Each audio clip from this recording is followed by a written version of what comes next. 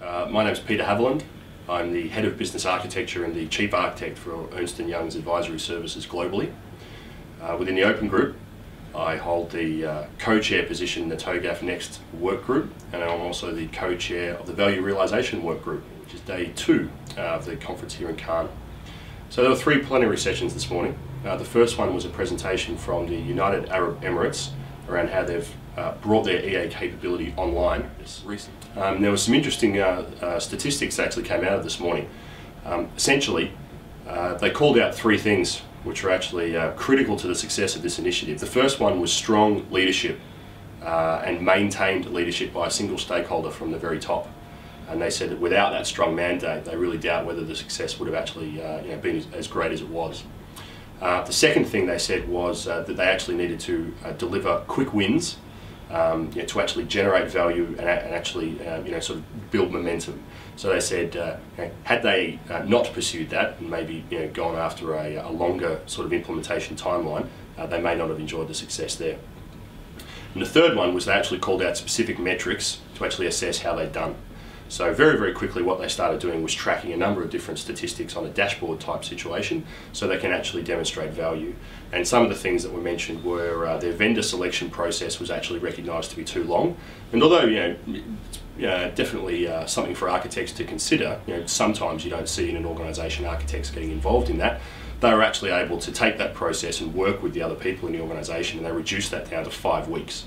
So in an environment where they had many hundreds of vendors, this was actually a very, very valuable thing that the architecture team was able to drive.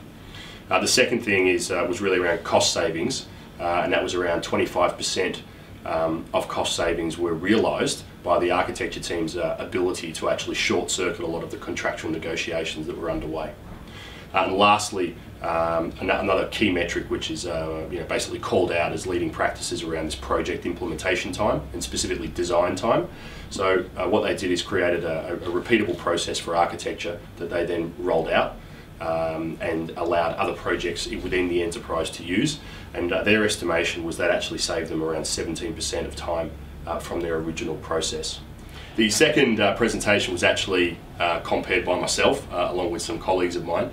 And it really presented 2 things. Firstly, Ernst & Young's perspective on transformation, and particularly business transformation right now, and the method that we have created to assist in business-focused transformation as distinct from IT transformation or implementation.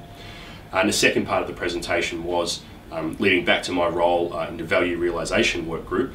There's Collateral that is released in the Open Group brand, called the World-Class Architecture Collateral.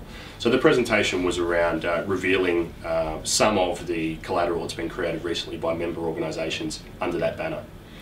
So firstly, from an Ernst & Young perspective, in contrast to the first plenary session, which was really sort of picked up from the point where, yes, we need architecture and we'd like to create a capability. We do a lot of research to actually identify things that you can use, either as a professional or as an architect, that are actually useful to you to create solid business cases for transformation. So we discussed a little around what the key risks and key opportunities are that have been identified by business executives from that survey. And for example, the key risk, which isn't really surprising, is that of regulation and compliance. So when the question is asked often of us, if I'm an architect, how do I speak more in terms of business language and how do I become more business relevant? The exercise is actually to look at what are the risks and opportunities from a business perspective as distinct from IT or implementation or something in that nature.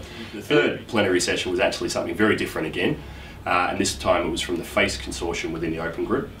FACE actually stands for the Future Airborne Capability Environment, and it essentially concerns the desire and the need to drive consistency across defence contractors from a technology stack perspective, but also their ability and their language to actually better come together to better create joint solutions.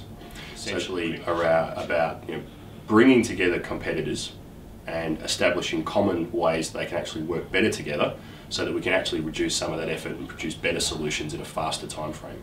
So just mentioning again the technical standard and the business guide, those were done inside 18 months, which the last time I heard of a defence project operating in 18 months, can't remember when that was. But that's actually inside the Open Group bookstore, so you can download those at your leisure, and they've been cleared for publication now. I'd just really like to thank everyone for allowing me to come here to Cannes. It's been a fabulous time. Haven't seen any celebrities though. It's a bit of a shame. Haven't been mistaken for a celebrity either.